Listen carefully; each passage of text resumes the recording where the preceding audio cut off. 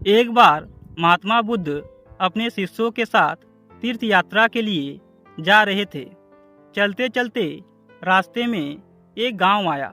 गांव में पहुंचने के बाद महात्मा ने शिष्यों से कहा, आज का विश्राम इसी गांव में करते हैं। और यह कहकर शिष्यों सहित उस गांव में चले गए। परंतु गांव के लोगों ने जब महात्मा को देखा तो वे सब बड़े प्रसन्न हुए और महात्मा के लिए सुंदर आसन लगाया। सभी अपने अपने घरों से अच्छा अच्छा पकवान बना कर लाए। रात होने पर सभी बच्चे बड़े स्त्रियां महात्माओं के पैर दबाने लगे और आराम से बैठकर ज्ञान की बातें सुनते रहे। जब सुबह हुई तो महात्मा बुद्ध ने गांव वालों से कहा, अच्छा अब हम चलते हैं, आप सभी हमें जाने की अनुमति दे। इस प्रकार महात्मा की बात सुनकर गांव वालों ने कहा, महाराज एक दिन तो और रुकिए। लेकिन महात्मा ने कहा, नहीं बच्चों, अब हम चलते हैं। यह कहकर महात्मा चलने लगे और चलते हुए महात्मा बुद्ध ने गांव वालों को वरदान दिया और कहा, सब के सब उजड़ जाओ।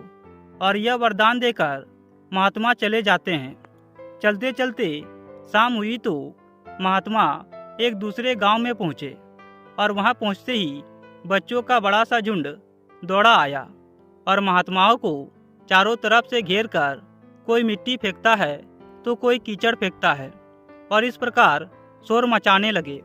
परंतु यह सब बड़ी मुश्किल से उनसे पीछा छुड़ाकर एक जगह पर गया और जो उसके पास फटा पुराना कंबल था उसे बिछाकर बैठ गए। कुछ समय बाद गांव के बड़े व बूढ़े लोग भी आए, लेकिन वे सब भी महात्माओं को देखकर हंसने लगे और उनका मजाक उड़ाने लगे। एक आदमी ने तो महात्माओं का कंबल भी छीन लिया और कहा कि इनके क्या काम आएगा, कम से कम मेरी भैंस तो ओढ़ेगी। और इस प्रकार वे महात्माओं का अपमान करते हुए वहां से चले गए। और इस प्रकार महात्माओं ने भूखे प्यासे रहते हुए बड़ी मुश्किल से रात बिताई और सुबह होते ही महात्मा चलने लगे। और चलते हुए महात्मा बुद्ध ने गांव वालों को वरदान दिया कि सब के सब बसे रहो। लेकिन गांव से काफी दूर जाने के बाद जंगल में एक तालाब मिला और कुछ फल के पेड़ नजर आए। तो महात्मा बुद्ध ने उन शिष्यों से कहा, यहाँ थोड़ी देर विश्राम करते हैं।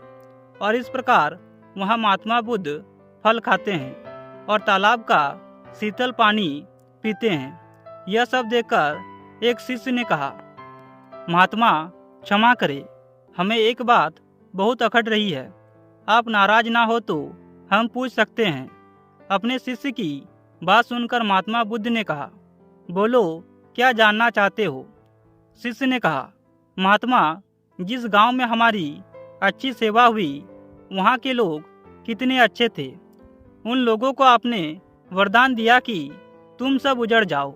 और जिस गांव में हमारा अपमान हुआ उन लोगों को आपने वरदान दिया कि तुम सब बसे रहो। ऐसा क्यों महाराज। इस पर महात्मा बोले, देखो पहले गांव में कितने अच्छे विचार के आदमी थे। वह आदमी उजड़ जाएंगे तो दुनिया के कोने कोने में फैल जाएंगे और जहाँ भी जाएंगे सभी को अच्छे विचार सिखाएंगे। इसलिए मैंने उनको उजड़ जाने का वरदान दिया। और जो दूसरा गांव था वहाँ के लोग पापी व बेवकूफ़ थे। वे जहाँ भी जाएंगे तो अन्य लोगों को पाप व अन्याय करना ही सिखाएंगे। इसलिए उनका एक ही जगह टिका रहना ठीक है। इसी कारण मैंने उनको वरदान दिया कि बसे रहो। यदि हम किसी मूर्ख व्यक्ति को जानते हैं तो उनसे हमें दूर ही रहना चाहिए। कभी भी किसी मूर्ख व्यक्ति को ज्ञान देने की कोशिश नहीं करना चाहिए, क्योंकि मूर्ख को ज्ञान देकर उसकी भलाई करने के बारे में सोचेंगे तो मूर्ख व्यक्ति इस बात को नहीं समझेगा। ये लोग सिर व्यर्थ में वाद विवाद करते हैं। ठीक इसी प्रकार किसी दुष्ट स्त्री या पुरुष की मदद करने पर भी हमें कोई यश नहीं मिलता है, बल्कि इससे घर परिवार और समाज में अपमानित होना पड़ता है। जो लोग अधर्म कर रहे हैं उनकी संगत में रहने पर हमारा मन भी मलिन हो सकता है, इसलिए ऐसे लोगों से दूर ही रहना चाहिए।